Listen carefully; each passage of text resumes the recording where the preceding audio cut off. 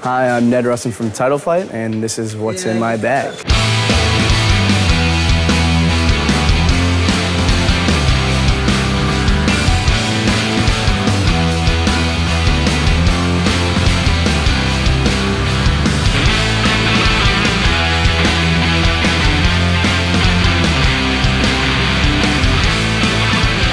Starting off, I got 2 Randy Newman LPs. I've got Sail Away. Give them money, but are they grateful?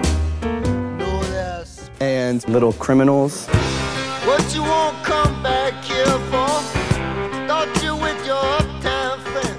I'm a big fan of Randy Newman, and I've never really messed with these records. I have 2 records by him, Good Old Boys and Trouble in Paradise, and they're just not what I expected them to be at all. I'm a millennial, so I know Randy Newman from Toy Story and movie soundtracks, and I heard his records. It's kind of a similar style, a little bit more rock-oriented, with really crazy lyrics, satirical, and just really political and really out of left field for what I was expecting, but it's really just kind of really solid pop music. I don't know, I'm excited to check out these 2 records that I've never heard before. Next, I got this brand new record, Right Before Love by Young Gov.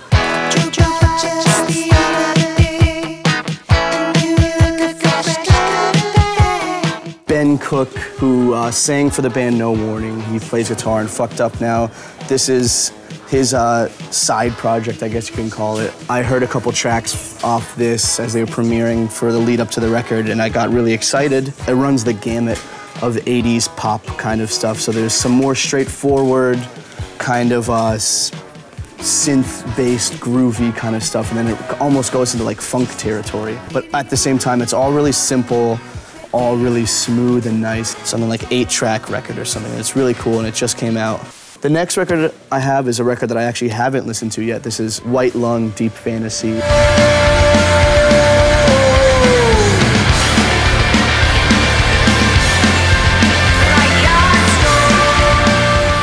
I heard of White Lung when they were on the Canadian label Deranged, and that was my introduction to them. Since then, they've signed to Domino, which is obviously, that's a big deal. That's really cool. Get a chance to listen to this and put it on my turntable when I get home from tour. They do some really interesting stuff, and they kind of mix it up from your typical format of what you would expect from a band on Deranged or something. This next record is Gibbs Electric Flower Circus. This came out at the very end of last year.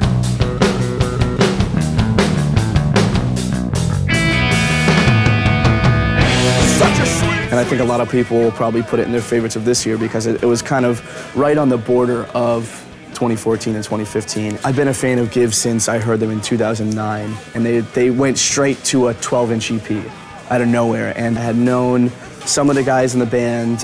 Their drummer, Gene, played in Line of Judah from DC. They put out a couple 7-inches on Youngblood, and then their guitarist, Ian, was in a band from our hometown, Wilkes-Barre, called War Hungry. And then they did this band that sounds nothing like any of those things. They're a band from DC that sounds like they're from DC, which is what I always say. They sound like Swizz, they sound like Revolution Summer, Discord stuff. They're really, really cool, and they're really good. This is actually the European press on Adagio. They put it out in the States by themselves on a record label called Moonflower Records, and this is their debut LP, and they've been playing songs off this record for like 3 or 4 years now. And I'd go see them live. I saw them live all the time, and you know, I'd ask them, like, what's up with this song? Like, oh, we're saving it for the LP. And finally, they put out this record. All these songs are finally documented. There's so much cool stuff on here.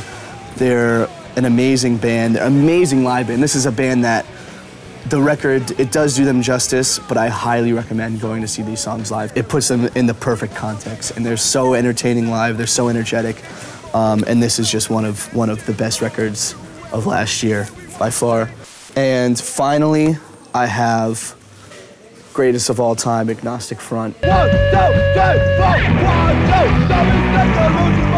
2, 3, AF is one of the most prominent US hardcore bands ever. This is a new old record. This is called No One Rules. It was put out by Radio Raheem, which are these 2 guys from Boston and New York. They started this label essentially to put out rare, hard to find, obscure demo kind of stuff. This is like the history of hardcore, and these guys do it so well. They put in these like 24-page booklets with all these hard-to-find pictures. I really am excited to just sit with this and read it like a book. It adds such another layer of a band that is still relevant, still playing, still important, but there's still so much to find out about them. We've got to play like some festivals in Europe with them, which is crazy. I saw them play in Germany to like, honestly, 20,000 people. It was insane. This is in like probably 2011, maybe, when planking was really jumping up. Roger Murray said it was his birthday. All he wanted to do for his birthday was plank. So he jumped down, went into the crowd, and planked on top of 20,000 Germans. Got back up and finished the set. It was incredible. 20,000 other Germans who have that memory, but I haven't heard other people talk about it. You know, that's, I feel like, a deep cut AF story. That's what I came up with today. I wish I had more time. There's so much stuff to look at here, but just in my short, 30 minutes here, able to score a bunch of rad records. So thank you for having me. I appreciate it.